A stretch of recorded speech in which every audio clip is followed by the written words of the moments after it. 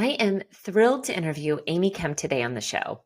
Amy is the owner and CEO of Amy Kemp Inc. She's the author of a brand new book entitled See You, a guide for women to make more, have more, and be more without more work.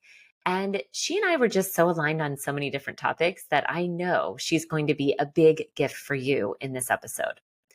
Amy is helping leaders and business professionals rewrite the script on what's possible by helping them rewire their thoughts and subconscious habits.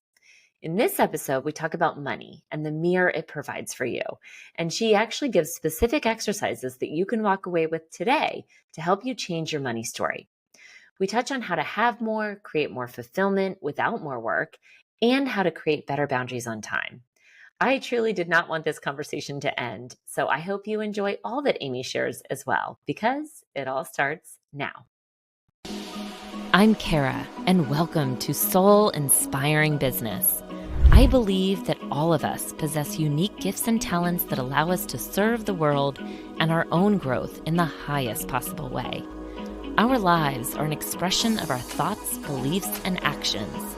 And here, we will explore businesses, thought leaders, and topics designed to inspire, helping propel your own growth so you can live your best and most purposeful life.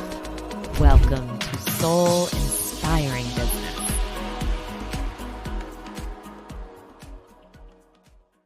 Welcome back to the Soul Inspiring Business Podcast. I am so thrilled to welcome Amy Kemp to the show. You've just heard all about her, and now we get to get started. So thank you so much, Amy, for joining us today. No, I'm thrilled to be here. Thanks for having me.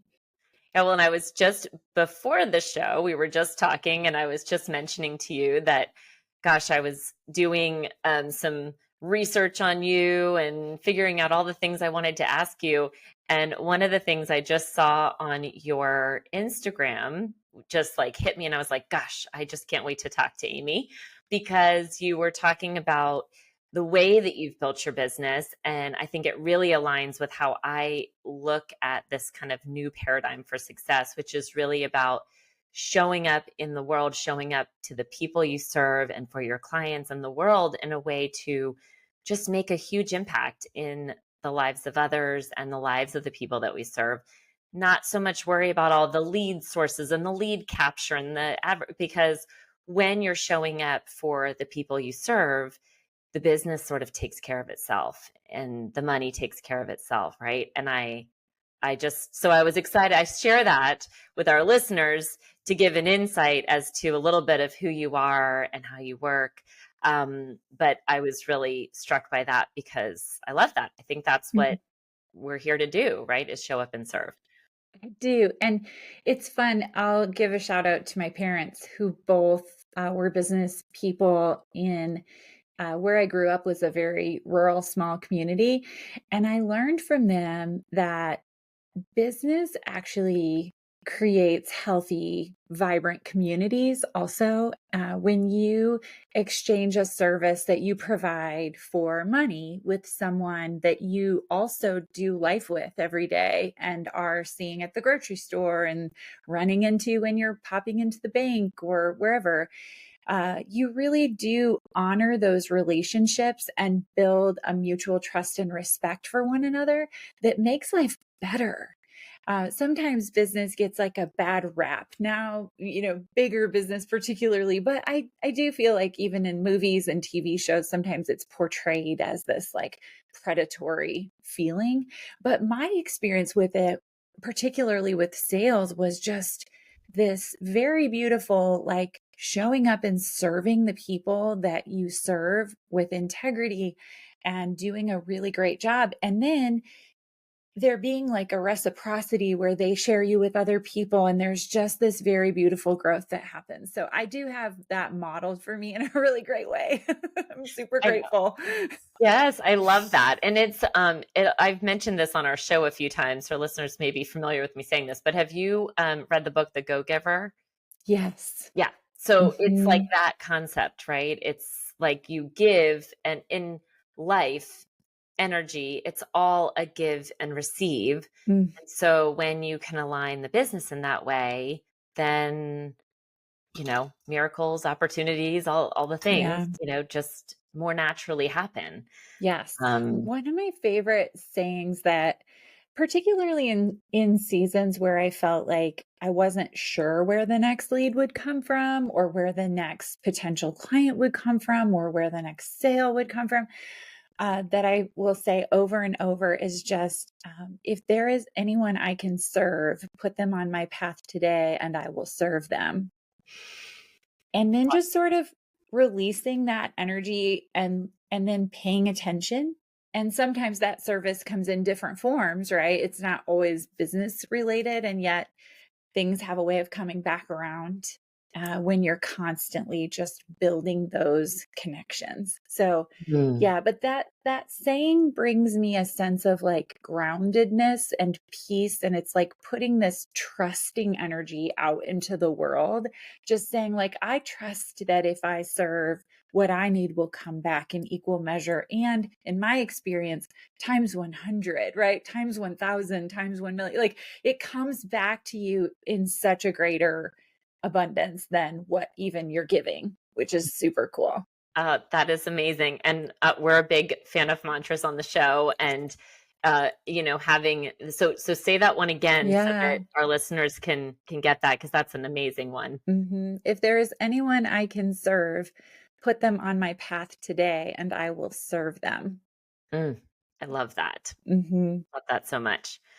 Well, we're going to get started. I think one of the things that I always find fascinating about, business owners and entrepreneurs is that typically the things that they're teaching on are things that they've had some type of growth, or they've had to go through something that has gotten them to the other side, and now they can help carry others through it. So, what's that pivotal moment for you, or was there a pivotal moment where you're like, wow, this is what I'm meant to learn, and maybe it wasn't fun going through it, but now that you're on the other side, you can more confidently help people through that. What was that one? Yeah. What was that for you? Well, I'll tell you a story of a moment that was a turning point moment, professionally, without question, and for our lives. But this happened maybe 8 or 9 years ago now. It's been a bit, but we had a meeting with our financial advisor, and my husband and I had done, I had prepared all the forms, filled out all the questions of where we were financially in advance and gotten them to her. And we were sitting. It's one of those moments I always know, because if I remember my outfit and like what I was wearing that day, I know it was ingrained in my mind. But I remember what I was wearing. I'm sitting on these like maroon burlap kind of chairs, and the air conditioning is blowing. We're in this office, and our financial advisor is amazing. And she said, I've reviewed all of your materials and you're very organized. You're not overspending. You don't have debt really outside of your home. Uh, there's just one problem. If these are your goals, like paying for college for 3 kids, this kind of retirement income, the things that I had put on the form. And then she kind of straightened the papers and she like leaned forward and she said, "You're not making enough money." Mm. And it felt like the air left the room. I mean, I felt, she kept talking. I have no idea what else she said. It was just wah, wah, wah, wah, wah, wah, because in my mind, I knew it was true. I didn't want to say it out loud, but I knew it was true. Two, my husband sitting next to me is an administrator at our high school, and he's not going to change jobs. He's doing exactly what he should do. He's a coach and he like is in his lane. Mhm. And the only way he can make more money is to get older. I mean, he's just sort of in this field that he has chosen that provides stability, but like it's not gonna, expand quickly. Right. And so I was like, it just descended upon me that there was no one else in the room except for me that could really solve that problem. Wow. Here's the other thing that I realized very quickly, because this is where my brain went. At that point, we were in the busiest stretch. I think one of the busiest stretches of parenting. There are different seasons, but one of the busiest is when all three are in things and no one drives. Yeah. Yeah, I'm there right now. Okay. Yeah. Yeah. So I get And that. yeah, once they start driving it like there's an easing a little bit of some of the things, but that is where we were. And I was already working full time. There was no way I could add more hours to Mm, what I was doing without sacrificing the things that are most important to me in my life. And so I hit this sort of a crossroads where I thought, what am I going to do? You know, I'm not, and this was an important decision made also in that moment. One, it was my responsibility. Two, I'm not changing the goal. Like, mhm. I'm paying for college for these three people. Again, other people choose not to do that. I could care less about, but Yeah. for us and for me, that felt so important. And it was a gift that our parents were able to give us. And I want to so profoundly to be able to do that for my kids. So again, no judgment around that. It was just like a deeply personal goal of mine. And Sure. so I just wasn't, I'm not, no, I'm not backing down. But then it became this whole like, what what needs to change for me to make more money? Mm, And what really is fascinating is that it had nothing to do with anything. The first change that needed to happen was with how I was thinking.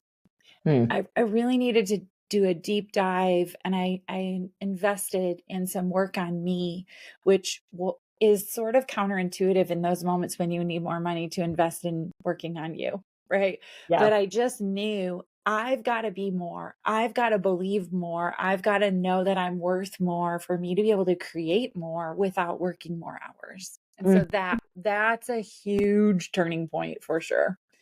wow. Well, and what I think is I wrote down like clarity on goals because I think um part of the challenge sometimes when people start to think about planning and is that they don't know where they're going and they don't have clarity on what the goal is.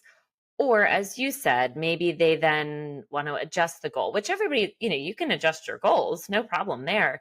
But to be clear on, no, I'm not going to, this is what I've stated to God, to the universe, to myself. And now I'm going to figure it out. Right. And how do I get there? Yes. Um, so when you, kind of then went on that journey Mm, of changing thought patterns and mm. was revealed about your own thought patterns or any beliefs and how did you work to shift those? Yeah. Um, okay. Well, the first thing that there was a message that I was hearing a ton, uh, that the only way you can fail is to quit, which I understand like the intent of that saying, but in the context in which I was working, the first thing I actually needed to do was quit some things. I needed to quit doing things that weren't paying me what I was worth. Mm, That was a huge one. I needed to quit asking everyone what they thought before I made a decision that was going to um, impact a lot of people because I was leading a lot of people, but move me in a direction where I had to get real narrow in the voices I was letting in, I guess. Maybe that's the most simple way I could say it, because I think when you're going to make a big shift, particularly if you've already built something, I mean, I had built something that was so big and so public and I wasn't making enough money, right?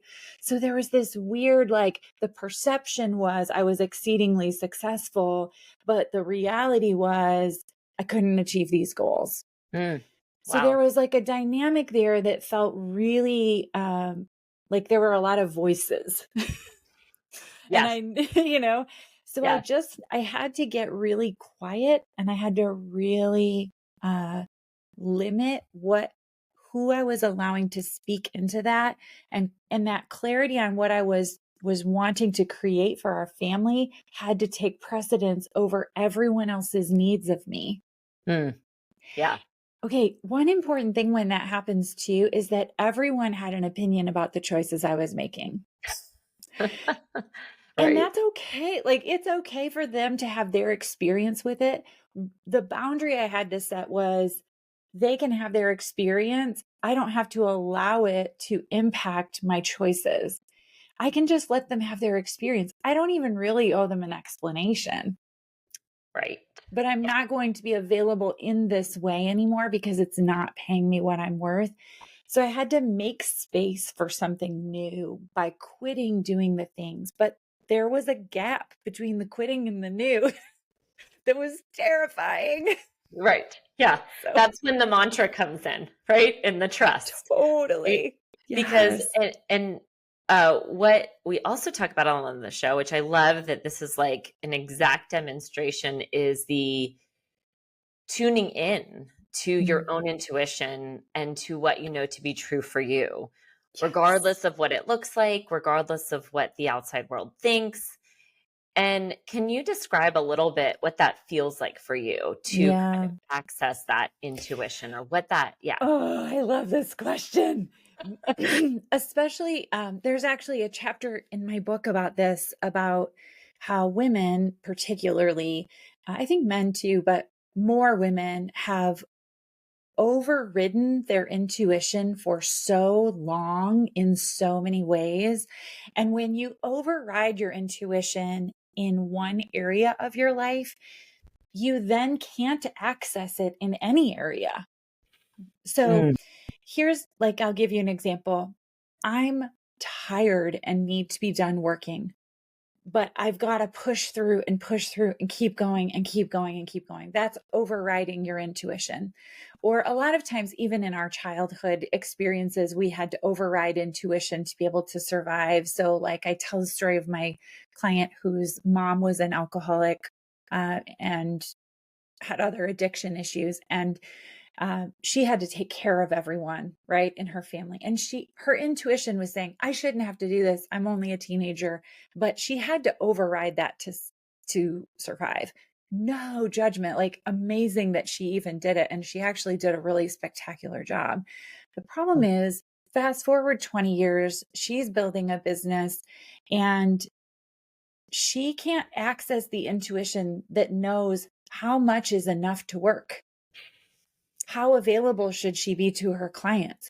When is enough for her to say, I'm done, I'm going home? And so she's working 70 and 80 hours a week because she has no metric. She's not in tune with that feeling that says that's enough, right? Mhm. And so there's this whole process of it's not that the intuition is gone, it's that we've really ignored it and we don't even recognize its voice anymore.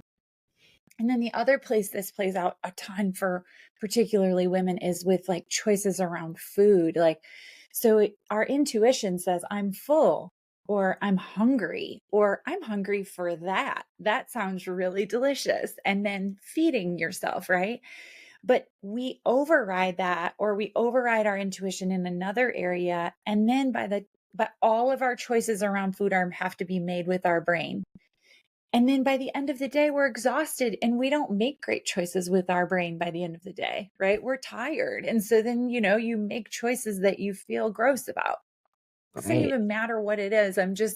There are so many places where this shows up. So when I'm in touch with my intuition, I always close my eyes when I talk about it because Yeah. it's almost like you have to black out your other senses.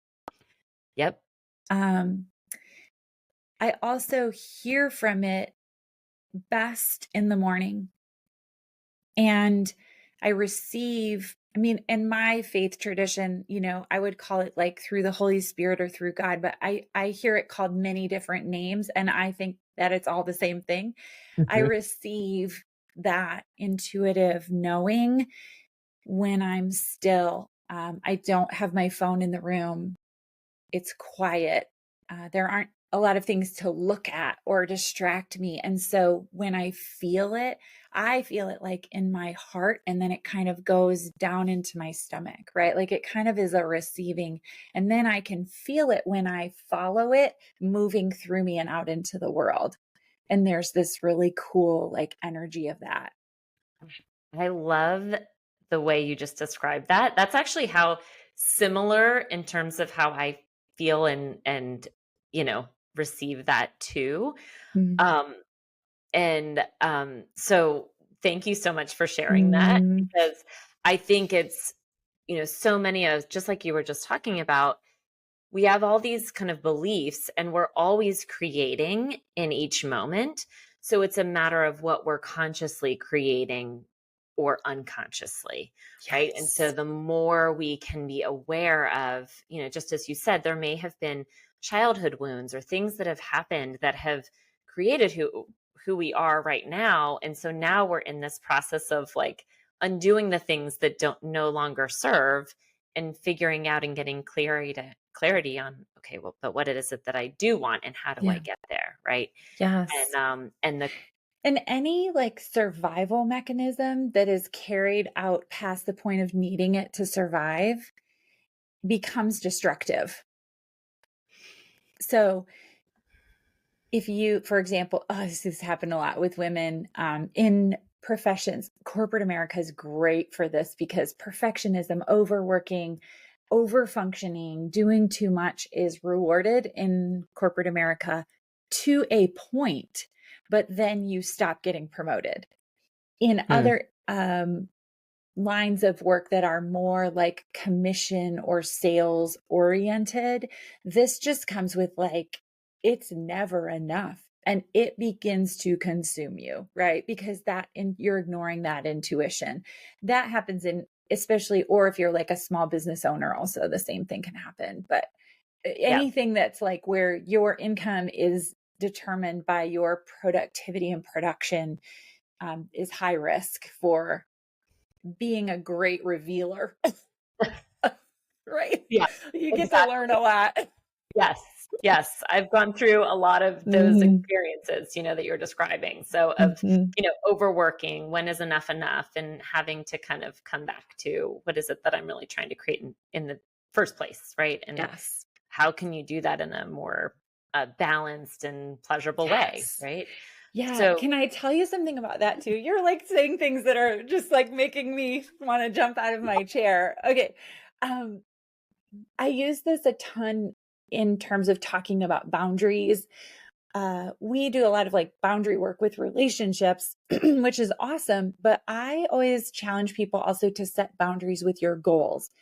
So we want to set a goal when we're in kind of either we've been to an event or we've heard someone or we're at a meeting and all of the ambition is just stoked and excited and we want to set this huge goal and we don't have any boundaries on it that take into account the other commitments or the other important parts of our lives or even our own personal health and what all of the other things. So I always challenge people. I think of it like a triangle. So on one side of the triangle is income. Is this going to pay me what I'm worth? mhm. And the other side is quality of life. So that meaning, does it fit into the boundaries of how many hours I want to work, what time I want to have off, the commitments of family, either caring for children or parents or community commitments, but that quality of life, like, does this fit into the quality of life I want? And then the Mm, third side is purpose. Does it align with what I believe in and what the kind of work I really love to do and the way I love to serve the world? And for mhm. me, if it's not a yes in all three of those, it's a no. And that's really important. And I will tell you, it gets challenged all the time. So my goal always is to work like a teacher. So I work from 8 to 3-ish. I have weekends, often summers very light, and then get paid like a CEO. So if my Mhm. goal is just to get paid like a CEO without the boundary of the other piece, and then I think the purpose is built into that, you know, I'll just I work all the love that time. model. Yeah, I love that model so much. That's a great visual for people to see, and hear in a way to structure it, because it gives a nice, Yes. easy way to see it, and then to be able to then make decisions with that filter, Yes. right? And to Then it protect yourself from yourself too, right? Yes. I had a client that it was a prospective client. Oh my goodness, she was so amazing and like the exact like my ideal client who I would love to work with. And she really would benefit from the work I do. So purpose, yes, right? It was going to pay me what I was worth. We had this amazing conversation. She was like, I'm ready to move forward. And then she said, but I can only meet in the evenings at like after 6 p.m. Mm. And so then I'm just like, I said, well, let me sleep on it. That's another just way to protect me from me, to just give me a Mhm. chance to download, because I loved her so much. I just want to say yes because I care and I love it. It's not like from a place of obligation, but I had to come back and just say, if I say yes, I can't teach you any of the things I'm about to teach you or do any of the work we're supposed to do with integrity. And so Mm. it's just got to be a no. And I had to walk away from it. And Wow. but that's the boundary gets tested daily, Yeah. daily, Yes. daily.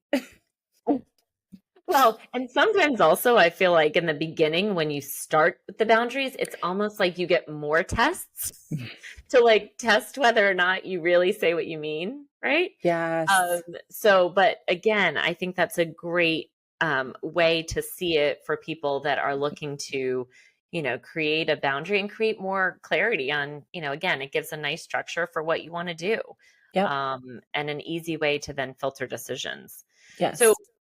if you had somebody that, how do you help people see what their kind of unconscious beliefs might be or where Mm, they're off? Is it typically pretty clear, or are some people so blind, because they've been doing it for so long that it's hard to see? How does that process unfold for you? yeah. Well, almost 2/3 of our thoughts are happening at a subconscious level. And it's really important that we gain more awareness of our habits of thinking because they drive our behavioral habits. And without knowing what's going on under the surface, you can sometimes change your behaviors for a short period of time, but you'll just revert back to old patterns if you don't address what's happening underneath. Mhm. So when you feel resistance or like this feeling of, I know I should be doing this, I know it would be beneficial, I know why I should do it, I even know how to do it, I've read all of the books about it, I know, like when you have gotten to that place and you still aren't doing it, that's resistance, right? That's where the good stuff is. Actually, that's where the lessons are. That's where the stuff comes up that needs to be healed. That's where you really get a chance to grow deeper roots. Hmm. If you don't avoid it and you work with someone that helps you really go in there and dig that stuff up and figure out what's going on. So in my work, I use an assessment tool that's called the Habit Finder, that it takes a picture of those subconscious habits of thinking and kind of allows you to look at them. It's not you. It's not your personality. It's not your strengths. It doesn't fit into the bucket of any of those assessment tools that are super helpful, by the way. It's just different. This is about these deeper habits of thinking and how they are showing up in your world and keeping you from creating what you want to create. That's the really cool part of the work. I love that. Hmm. And kind of along that line, and I don't know that there is one exercise, but is there something that if a listener is listening right now and thinking, gosh, I know that I have issues with this, like what is one exercise that you might just share with them as an easy way to start maybe helping them change Habits of those thinking. yeah, Yeah. I have a couple, but let me think which one. I think the one kind of fun one that I'll do with people, one of the habits of thinking that we work on a lot, it leans toward obligation. And when you have this habit of thinking, it tends to be kind of pervasive. So it sounds like I have to, I need to, I should. Hmm. So let's just take your industry of real estate, right? It takes a lot of effort and energy to climb a mountain of real estate and to sell properties. There's a natural resistance to just doing that work. It just takes energy and effort. This habit of thinking is like strapping on a 100-pound backpack while you climb that mountain. So Mm. you're going to be taking the steps anyhow, but when you add this weight to it, it's such a harder journey. So there are a few different ways that we interrupt this habit of thinking. One is just simply putting on your bathroom mirror the words, I want to, I get to, I choose to, Mm. and framing every part of your day around that, having agency. I'm choosing to do this. I get to do this. I want to do this. The other way that you interrupt habits of thinking is by talking out loud to yourself or doing a physical movement that actually brings the habit of thinking up and to the conscious mind. So we'll use kind of like what I call like a tomahawk, where you'll hit your hand like on top of the palm, like you're chopping wood, sort of, right? Oh, I'm interesting. trying to describe it as if people can't see me, but Yeah. this gesture, one, when you do that, when you hear yourself say, I need to, I should, oh, I really should go to the gym. It's like, stop, and I choose to, like, I want to make this phone call, or I get to be a woman in a country where I get to build a business. I get to have a career where I have choice and agency and I can choose the direction of my days. I want to um, build a new group of clients in this particular geographic area. I mean, you can play around with it, but just pay attention to yourself throughout your day. Even, oh, I need to run to the grocery store. Oh, I should really send someone a card. Oh, like just that's the 100-pound backpack. Mm. You're going to That go to the store either way. So just, so good. I yeah, love it choose so to. much. Yeah, I choose to. In fact, I actually a lot of have an app that I use called Think Up. Have you ever used? No. So it allows you to record your affirmations in your own voice. It's like a Mm, $30 an app for the year, I think is what it is. And it's free for like 5 affirmations, but then you can add all sorts of ones. And so I have actually, it's funny when we're talking about choose. So a few of the affirmations I have are I choose to increase my business, I choose to wish mm, people well, I choose bigger opportunities and bigger deals, even if I don't know the how right now. mm, Right. So, but getting into that reframe, I love that so much because you're right. It's about everything's choice. Every moment, every decision is always a choice, you mhm, know? And so when you can reframe that, and so I'm going to use that today when I'm mhm. thinking of my Yes. laundry list of things that I've got to get done. I Yeah. choose to. And So, if you're in a situation that you aren't loving for whatever reason right now, choosing it will change the habits of thinking that will allow you to move out of it more quickly than resisting it. hmm, yeah. So the habit of have to, need to, should tends to be like a stuck mindset that creates more of the same. So Hmm. no, you don't have to change anything externally. If you simply change this one way of thinking and interrupt it, different things will start to show up. Things will move that seem like they could never move. Uh, Conversations will happen that you could never orchestrate. So it's more about shifting this internal experience that then creates the external change that you may be seeking. Yeah. It's changing the energy by which you're Yes. showing up, right? Hmm. And when Yeah. you change energy, the energy around you changes. And it It's attracts like different physics, things. right? Yeah. Yeah. So, um, I guess another question I have for you is in regards to money, because I know you talk a lot Hmm. about money mindset and money is a very charged topic for most people, right? So, because we all have our own money stories that we repeat, um, mostly unconscious, probably. And so, w- how do you help people see money differently, or how do you? Hmm. Yeah. Well, This is my favorite topic Mm. because money is a mirror to me that has so much great information. You can see parts of yourself through your relationship with money better than through any other vehicle that we have. And it's not the money itself, it's how you react to it and the power that you're giving it. So I'll give you an example of how I used to interact with money. So imagine the ocean. I was in the waves. Like when business was good, I was like riding high and celebratory and feeling great about myself and successful and, just happy, right? And then when business would take a turn or I was going through a more challenging time, I was underwater, sputtering for air, feeling like I couldn't see what was happening, confused, angry, frustrated, terrified, right? And it was this constant riding of the wave. Mhm. What I've learned about money is that I basically swam to the beach and like went to the store, bought one of those little umbrellas, a little chair, and I've learned to just watch money from a distance and to observe it because from the beach, there are a few things that are really clear. One, there's no shortage. Mm. Yes.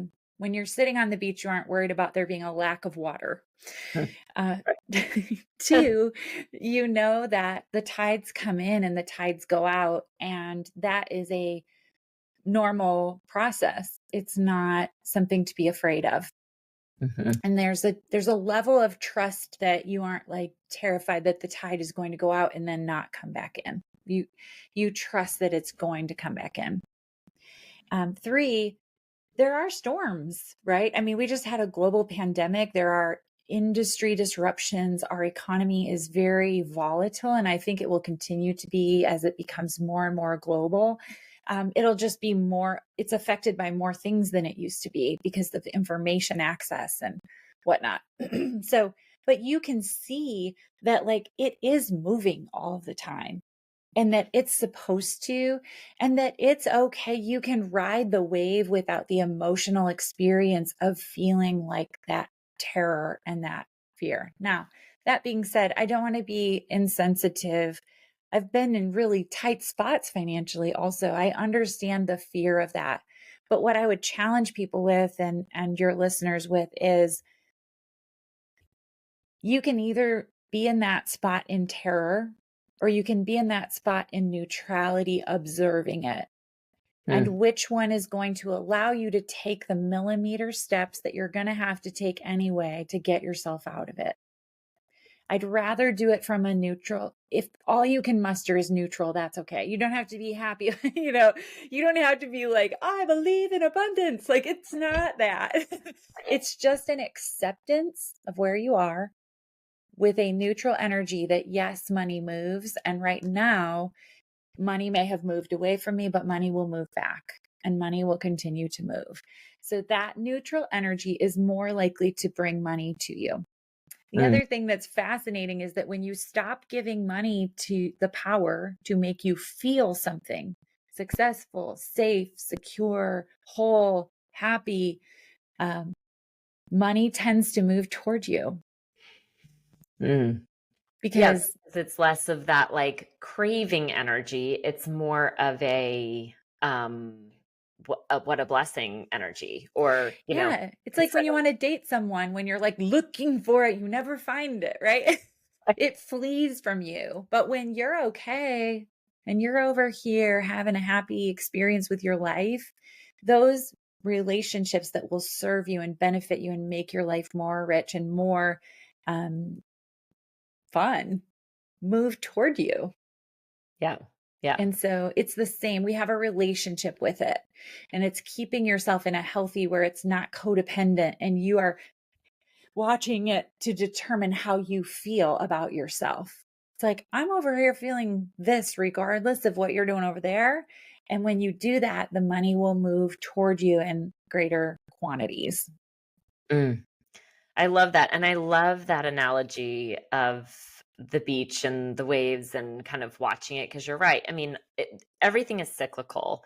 In nature, everything is cyclical. I mean, look at the seasons, right? So that's like how we just, as you just mentioned, sometimes get our ego or everything tied up into the things.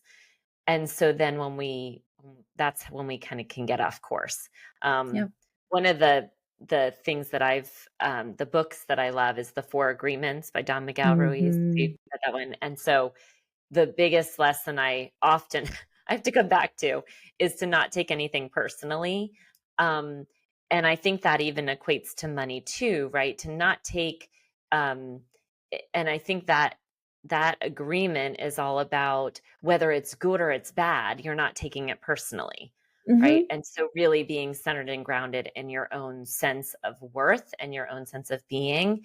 And as you mentioned, the neutrality piece of it, like I'm Yeah. good. I'm in gratitude for all that is. And I trust that I'm being led, and money comes and money goes, but I'm going to be provided for. Yes. So, but Yes. it's easier said than done. But I Well, think the more that you practice it, right? I mean, we're all yes. on this. It's not like you're just going to magically feel it, you know? No, and I love the word practice because it is a daily practice of, particularly if you have a long history of having a different kind of relationship with money, of resetting that, and really continuing to invest in that relationship and keeping it with healthy boundaries and protecting yourself from allowing it to make you feel something. Like take that power back and Mhm. put it toward the millimeter steps that actually create the money, and quit Yeah. giving the money all of that power. It's just an inanimate object, right?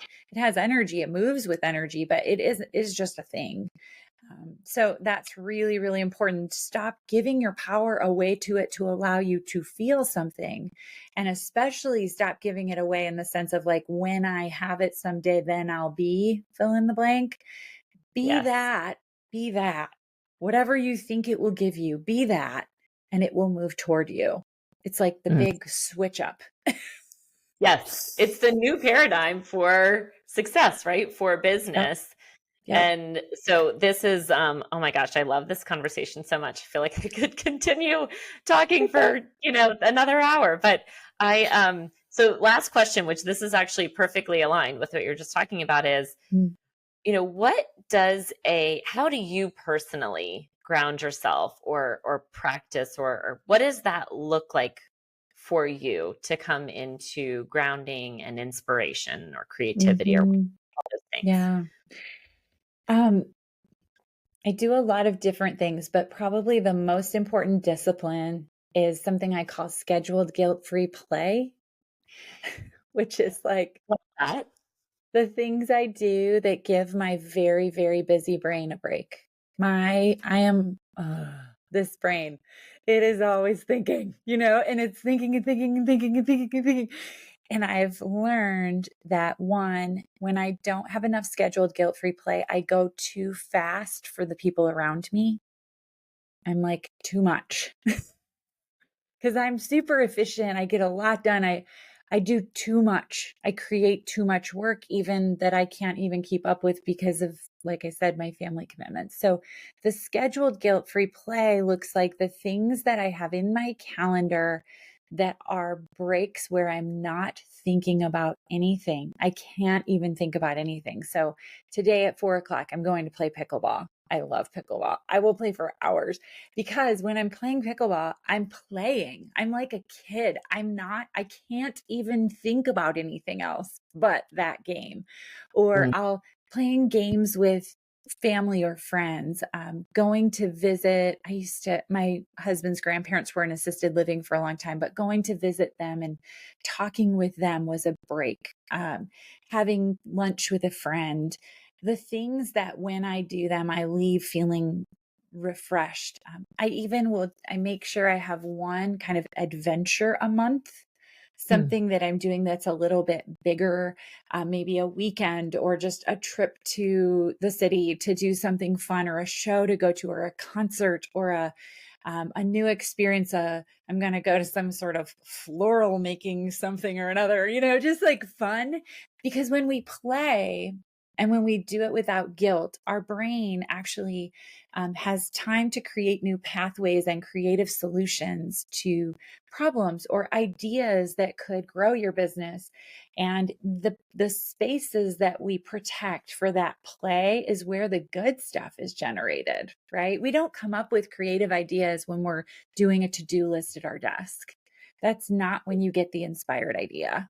So working in my yard, I love that. Bike riding, a walk with a friend, just those things that you do that allow you to release and check out and have blank space so that your brain can work on creation. It does a lot of that work on its own if you'll just like give it a rest. It's funny too, because I think it sounds so counterintuitive, right? Oh, well, just like go on a walk and then that's when you'll get the big idea. Right? You're like, It sounds oh, annoying, honestly, right? it's like, but I've got a million things to do. I can't make time for a walk, right? But I agree with you. It's that, in fact, I just did a whole episode actually on like manifesting walks and just walking in nature because I get so many ideas when I just blank when I try to put a blank, slate across my forehead and kind of allow things to come in. But I think that, and blocking time for it, for the busy entrepreneur, for the, business owner, you have to make the time or it's not going to happen. That's right? why the word scheduled is at the beginning of it. I mean, it is in the calendar. And if someone said, can we have a call today at 4:00? I would be like, no, I'm so sorry. I'm already booked. Yes. Yeah. Right. It's funny because sometimes I'll use that language. I'll say, oh, I actually have an appointment. Now, it may be an appointment with myself, but it is a very important appointment that you're not going to move. Right. Yeah. And they don't have to know that it's because I'm going on a manifesting walk. Yeah. It could be, so I think, but it's really important. I think also it's not only, it's important to hold that boundary to our original, how we started too, in creating boundaries and saying, if this is what I want to create, if this is something that's a stated goal or something I'm moving towards, then I'm going to honor that. Yes. Because we have relationships with our work, just like we do with people. And those boundaries, you cannot have a healthy relationship without boundaries, right? So creating those boundaries for your work, because if it becomes codependent, where your happiness is determined by the success of your business, that's a really risky place from which to work and live. And so there has to be separation there. And it is a daily practice. It's something that you build in and learn. But for long-term sustainable success in a business, it's impossible to do without boundaries. Absolutely. Well, this has been such a fun conversation. Thank you so much for joining us today. Now, I want our listeners to know about all the ways they can work with you. You do one-on-one coaching, you've got group coaching and group retreats, and your book, which is now out, that launched in February. And that's a way that you can easily, get more access to Amy right away. So tell us a little bit about the ways that people can work with you and the ways they can find you. Sure. I'll start with the easiest and then go down. One is follow me on Instagram at Amy Kemp Inc. So AMYKEMP Inc. That's a fun way for you to just follow along with the work I do. My website, amykemp.com, is where you can take the Habit Finder assessment that I use for free. It is a free assessment tool, so anyone can take it and you get the results right away. It's an interesting snapshot of what's happening in your subconscious mind. You also can read all about my coaching offerings and the book on there. The book is titled I See You, and it is written for women who want more influence, impact, and income without more work. So it was a book written for someone, not about something. And it is not me swooping in with these 5 quick tips.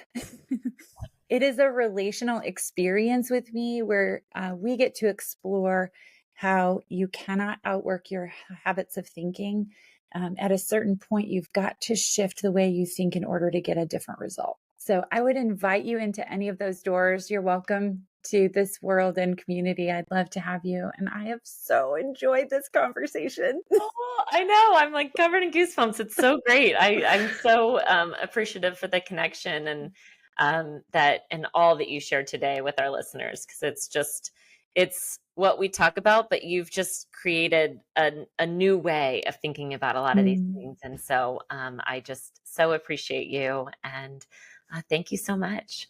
Thank you. Loved being here with you today and would love to connect with you more over on Instagram. My handle is linked to the show notes, or you can just type in @Chaffin Donofrio. And I have something special for you as a free gift, my dynamic life journal. This special book has the power to really help you live a soul-inspired life. Go to freegiftfromkara.com. Easy to remember, freegiftfromkara.com. Until next time, beautiful people, sending all my love.